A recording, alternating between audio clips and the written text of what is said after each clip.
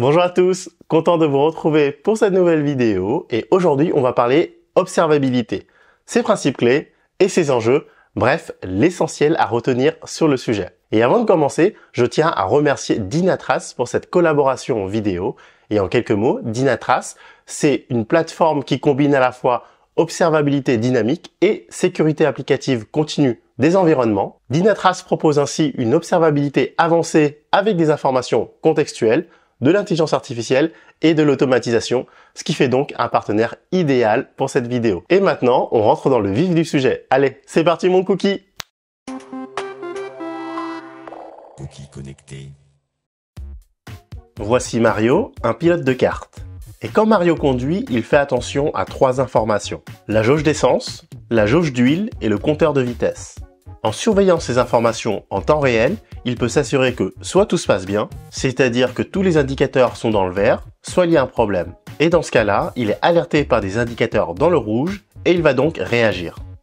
Par exemple, reprendre de l'essence ou remettre de l'huile dans le moteur en fonction de l'information sur son tableau de bord. Ces informations sont très utiles à Mario pour éviter la panne sèche ou la casse moteur, mais est-ce qu'elles suffisent à réellement optimiser sa performance globale? Eh bien non. Pour cela, il lui faut trouver des liens entre ces métriques et d'autres critères moins évidents comme par exemple le terrain. Neige, montagne, route arc-en-ciel, etc. Il va lui falloir mesurer l'impact de la pression des pneus sur sa vitesse, mais aussi sur sa consommation d'essence en fonction du terrain. Et ça, c'est le principe même d'observabilité qui, au-delà de la collecte des données, doit aussi les analyser dans leur contexte d'utilisation. L'objectif de l'observabilité est de comprendre les états internes d'un système en examinant ce qu'ils produisent. Pour cela, il y a 3 formats d'informations clés à collecter. Tout d'abord, on a les métriques, qui sont une représentation numérique des données, qui permettent de surveiller les performances du système en temps réel, comme l'utilisation du CPU, de la mémoire, les taux d'erreur, le débit, etc. On a ensuite les logs qui permettent d'enregistrer les événements, les actions et les erreurs se produisant au sein du système. Ils peuvent aider à identifier la cause première des échecs et vont contenir les informations les plus détaillées puisqu'on peut y écrire tout ce qu'on veut et de façon personnalisée. Enfin, les traces permettent de suivre le parcours d'une requête à travers les différentes parties du système. On va pouvoir retracer le cheminement d'une requête, ce qui facilite la compréhension des interactions entre les différents composants. Ainsi, avec les métriques, on va avoir des informations simples, mais pas de contexte. Les logs permettent d'avoir beaucoup de contexte, mais limité à ce que les développeurs ont prévu en amont. Les traces, à la différence des 2 précédents, ne sont pas prédéfinies. Elles permettent de capturer le contexte d'exécution tel qu'il est réellement. La trace devient alors le fil conducteur d'analyse de ces données. Mais collecter ces informations ne suffit pas. Collecter ces données, ce n'est que le point de départ, car l'observabilité, c'est savoir ce que l'on fait de ces 3 types de données.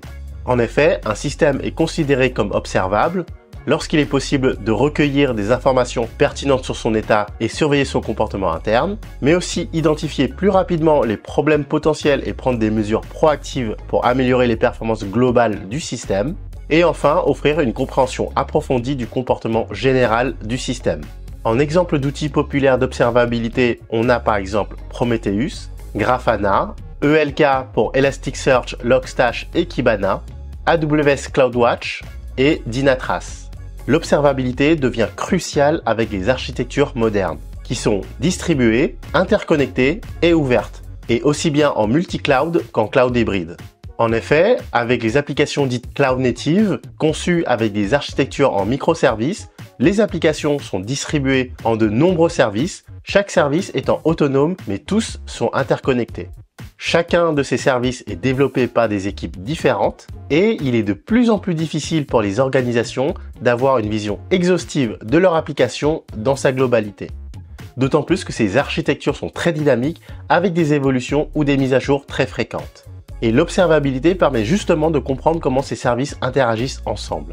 Donc, au-delà d'aider à identifier les dysfonctionnements et leur origine, l'observabilité a pour but d'aider les organisations à reprendre le contrôle de leur système d'information.